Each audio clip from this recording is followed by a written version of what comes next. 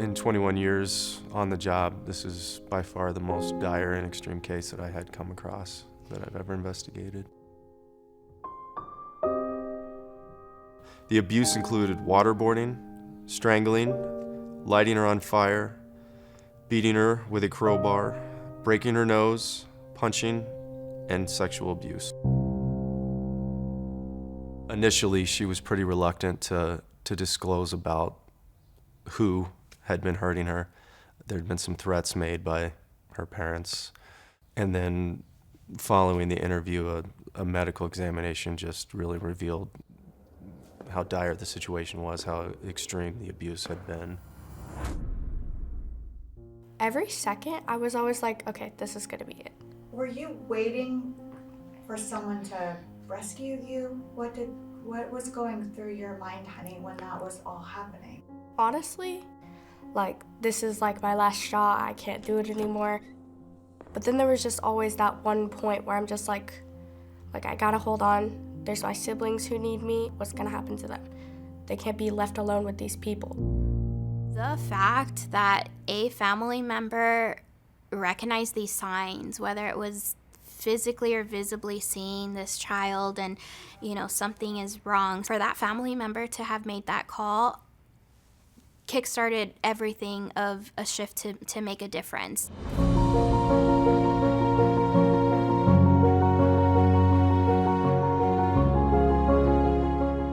This is the beginning of the child abuse investigation. There are multiple people, multiple disciplines involved in this investigation, from the police, the detectives, to the children's hospital that does the medical exams. We have forensic interviewers, victim advocates, child advocates, therapists.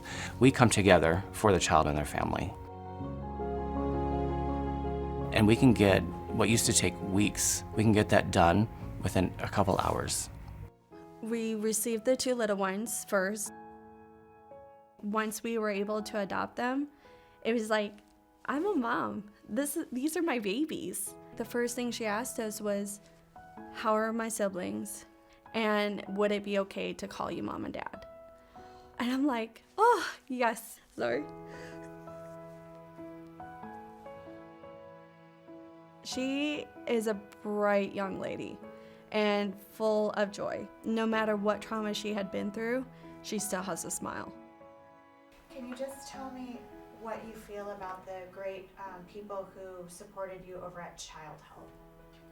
I really appreciate their efforts because of them, now I'm in this safe environment with both my siblings, and I'm just very loved, and I do have a voice now. So the important thing is now to give you a voice. And what do you want to say?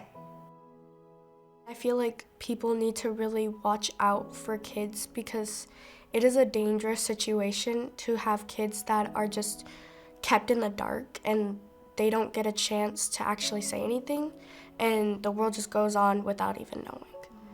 People really need to start actually opening their eyes and actually making sure every kid is safe and in a good, respectful home. I didn't even think there was going to be a future for me to look out for. Now I can actually stop and think, what do I want to do? Who do I want to become? Instead of, will I be able to make it tomorrow? Will I be able to make it in an hour? Now I'm happy because now I know I could be all these different things and I could go to all these different places.